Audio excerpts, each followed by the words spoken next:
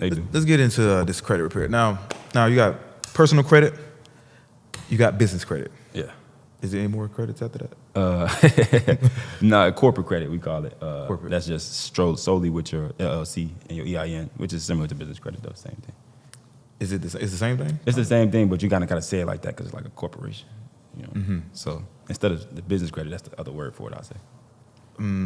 Which one is more important? Personal or business? Not all of them. Which one is more important? I would say personal credit is more important than both, but business credit is more useful.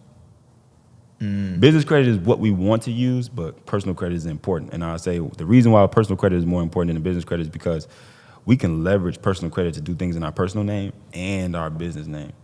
So some people will be like, I got to build my business credit. Well, if you got good personal credit, I don't even have to build my business credit. I literally can leverage how good my personal credit is, and we call it personal guarantoring, and we can take that personal credit with our LLC and go get access to business credit as much as we want. Okay, so let's just say, hypothetically, my credit is 650, and I just started a business last month.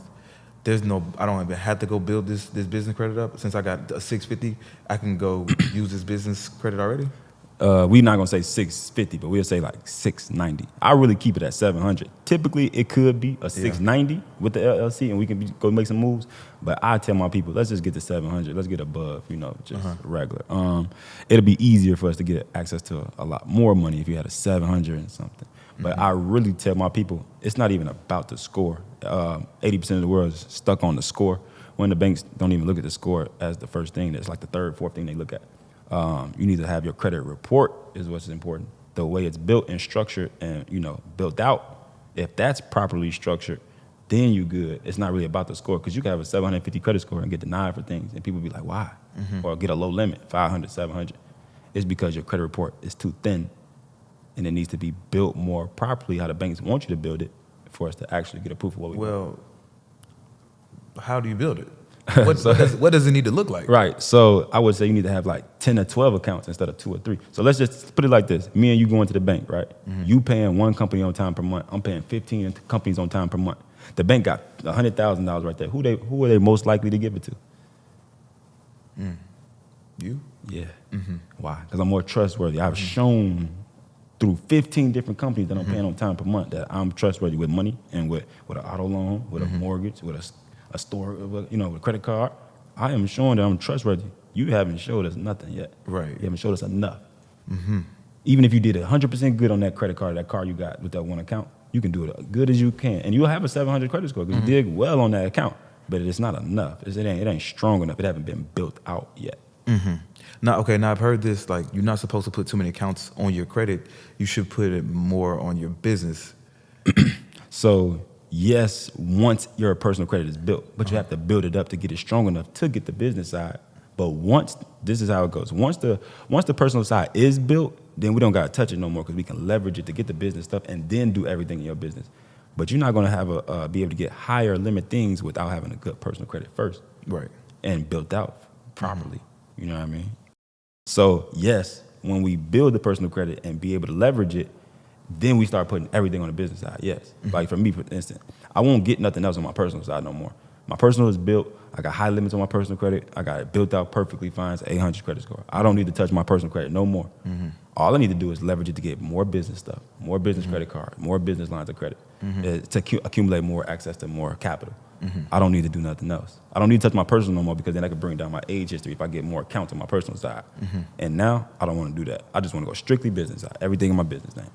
Okay, now is the strategy to get these accounts and use them, like, don't max them out, then pay them back? What is the strategy behind that? So the strategy is if we got them on our business side, so on the personal side, they worry about your utilization.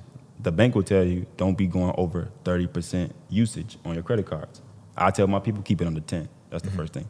Now the second thing, the reason why we love business credit so much and everybody loves business credit so much is because we can leverage the business side in full. Like if I had a $20,000 business credit card, I could take the whole $20,000 off and go and invest it and use it to make me more money and not get penalized on my personal credit. My personal credit is still good. I can still go get access to more money, with because the utilization isn't hurting me on my personal side because I'm using it from my business side.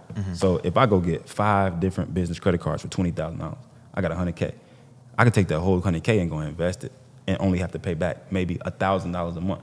So if I gave you $100,000 cash right now, would you take it? And I tell you, look, just pay me back $1,000 a month. You can have here go $100K for a year or two with 0% interest, and just give me back $1,000 a month. Would you take it? Why not? 100% of the whole world would take it. I sure would. But now I just tell people have that same mentality that you will take it from me. Yeah. Use the banks to use the same strategy. Right. That's what I do. Right. Every month, the rest of my life, this is what I'm going to be doing. Have the bank give me He said the rest of my life. Nah, for real, I'm serious, bro. Have the bank give me $250K, I'll pay y'all back a couple $1,000s a month. Let me go use this to go make me $500, $750. Right. And then I pay y'all money back, pocket the rest. That's the whole, I do it, repeat the process over. And then credit's so crazy, there's no cap to it. So it keep growing.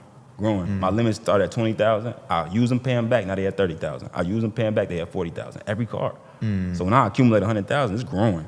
Right. Over month, right. over month, it's growing. And then I'm getting access to more. So that's growing, and I'm getting access to more now. Man, it's lit. Game.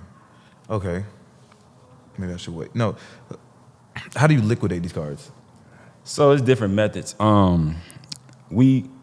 It's cool little ways you can do it, like little smart little ways. Like say you paying rent, I could be like, man, let me use my credit card to pay your rent and give me the cash.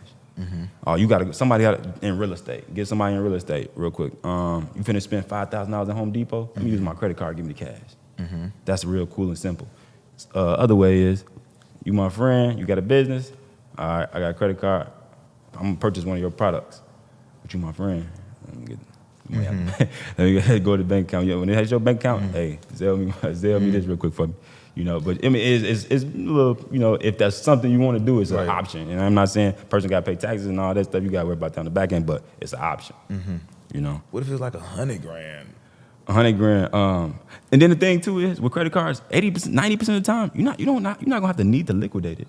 You literally, everything we gonna be doing is legal, and that we could just use the credit card to pay for whatever we need to do. If I need to purchase, say I want to go use my credit cards for Airbnb, I'm gonna use it for the couch. I'm gonna pay for my credit card. I mean, if I gotta go get a semi truck, well, I'm just gonna pay it. You know what I mean? Pay an invoice or pay it. You know what I mean? Most of the time, you don't even have to do it, but the way people been doing it, they trying to reach certain things on their cash back reward and stuff like that, trying to make they be able to travel for free and stuff like that, and try to manufacture your spend. But you don't even have to really do that. When we invest into businesses and trying to do marketing and stuff like that to pay for ads, you just use the credit card.